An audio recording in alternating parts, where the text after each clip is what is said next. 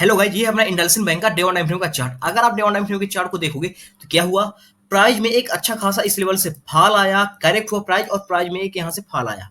फिर क्या हुआ, प्राइस ने एक अच्छी खासी रैली किया। लेकिन रैली करने से पहले इंडलसिन बैंक में क्या हुआ, देखो अगर आप देखोगे जब प्राइस यहाँ से गिरा, गिरने के बाद एक अपने को बेस बनाया, बेस बनाने के बाद प्राइस अप गया, गिरा और यहाँ से प्राइस अप गया। अब देखो जब प्राइस यहाँ से गिरा तो फर्स्ट पुल बैक के लिए गया, फिर प्राइस करेक्ट हुआ और प्राइस सेकंड पुल बैक को गया। तो क्या हुआ, फर्स्ट एंट्री अपनी इस लेवल पे बनी इंडसइंड बैंक में। फिर प्राइस अप जाने के बाद प्राइस करेक्ट हुआ और जहां से प्राइस फर्स्ट पुल बैक के लिए गया था तो उसी लेवल का सपोर्ट लिया। प्राइस इस लेवल का सपोर्ट लेने आया और सपोर्ट लेने के बाद जैसे ही प्राइस अपने इस लेवल को ब्रेक किया तो एक अच्छी खासी रैली देखने को मिली इंडसइंड बैंक में। अब थोड़ा आरएसआई में समझो। अगर आप आरएसआई को देखोगे, प्राइस यहाँ तो पहले हायर लो का फॉर्मेशन बनाया। अगर आप देखोगे यहाँ इंडसइंड बैंक ने हायर लो का फॉर्मेशन बनाया और हायर लो का फॉर्मेशन बनाने के बाद जैसे ये लेवल ब्रेक किया अपना 860 का लेवल, तो एक इंडसइंड बैंक में अच्छी खासी रैली देखने को मिली। बट थोड़ा सा यहाँ आरएसआई को समझो। क्या हुआ, प्राइस यहाँ से अब जाना स्टार्ट किया, प्राइस यहाँ से करेक्ट हुआ और प्राइस यहाँ जैसे ही अपने इस 60 के लेवल को ब्रेक किया तो 60 का लेवल जैसे ब्रेक किया तो प्राइस एक अच्छा खासा बुलिश में हो गया। प्राइस अगर 60 के लेवल को ब्रेक करता है तो ये माना जाता है कि अब यहाँ से जिस स्टॉक को ब्रेक किया है वो स्टॉक यहाँ से बुलिश होने वाला है।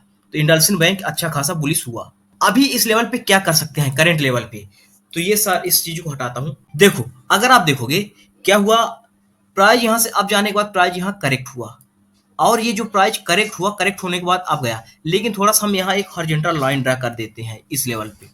ये लेवल अगर हम यहाँ हॉरिजॉन्टल लाइन ड्रा करते हैं तो थोड़ा सा प्रीवियस में आते हैं तो एक अपने को अच्छा खासा यहाँ रेजिस्टेंस मिलता है और प्राइस में एक अच्छा खासा फॉल इसी लेवल के बाद आया था। क्या हुआ, प्राइस इस लेवल को ब्रेक किया, ब्रेक करने के बाद रिटेस्ट किया और रिटेस्ट करने के बाद प्राइस अब चला गया। अब देखो, अब अगर देखोगे प्राइस में एक अच्छी खासी रेड कैंडल बनी और एक छोटी सी ग्रीन कैंडल बनी। अब इसका मतलब क्या हो सकता है, अगर आप देखोगे तो यहाँ एक अपने को डायवर्जन भी मिल रहा है। कौन सा डायवर्जन, बेरिश डायवर्जन।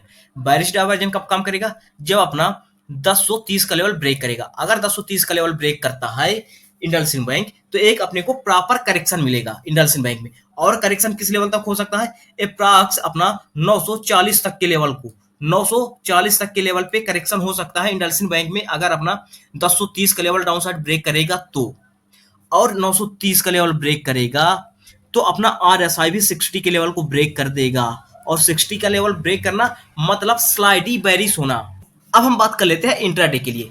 तो इंट्राडे के लिए हम चलते हैं 15 मिनट टाइम फ्रेम, लेकिन यहाँ कुछ लेवल ड्रा कर लेते हैं 15 मिनट टाइम फ्रेम में चलने से पहले। एक अपना ये लेवल ड्रा हो चुका है। देखो ये अपना 15 मिनट टाइम फ्रेम का चार्ट। अगर आप 15 मिनट टाइम फ्रेम में देखोगे तो क्या हो रहा है, इंडसइंड बैंक में प्राइस यहाँ से गिरा, करेक्ट हुआ, प्राइस यहाँ से गिरा, फिर प्राइस करेक्ट हुआ और प्राइस यहाँ से इस वे पे आया। अब हम बात कर लेते हैं इंडसइंड बैंक में बुलिश कब होंगे इंट्राडे में और बेरिश कब होंगे इंट्राडे में। तो देखो अपने को डाउन साइड के लिए अपना इंपॉर्टेंट लेवल ये लेवल हो जाता है और अप साइड के लिए अपना इंपॉर्टेंट लेवल ये लेवल हो जाता है। अब अपने को अप साइड के लिए भी और डाउन साइड के लिए दो लेवल मिल गए। अब हम बात कर लेते हैं डाउन साइड के लिए। डाउन साइड के लिए बेरिश कब होंगे, जब अपना 1045 का लेवल, 1045 का level IndusInd bank downside break करेगा तो हम 1030 से 1025 के लेवल के लिए जा सकते हैं इंडसइंड बैंक में डाउन साइड के लिए।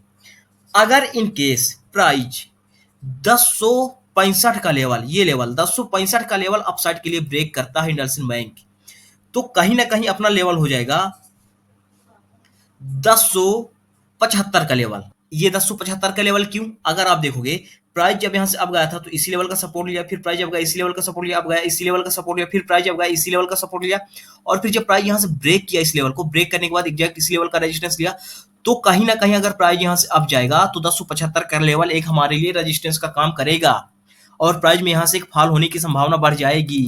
क्लियर होगा गाइज। अब हम बात करते हैं ट्रेड प्लान की कि हम ट्रेड प्लान कैसे करेंगे।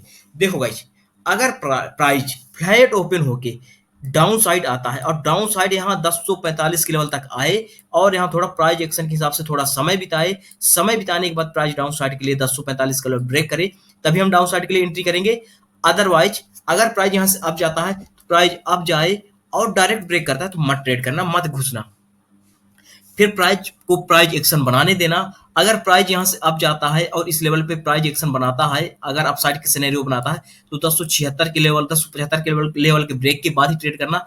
अदरवाइज फ्लैट ओपन होने के बाद इस लेवल को ब्रेक करता है तो आप 1075 तक के लेवल के लिए ट्रेड कर सकते हो। अदरवाइज यहाँ से एक अपने को फिर से सेलिंग देखने को मिल सकती है 1075 से।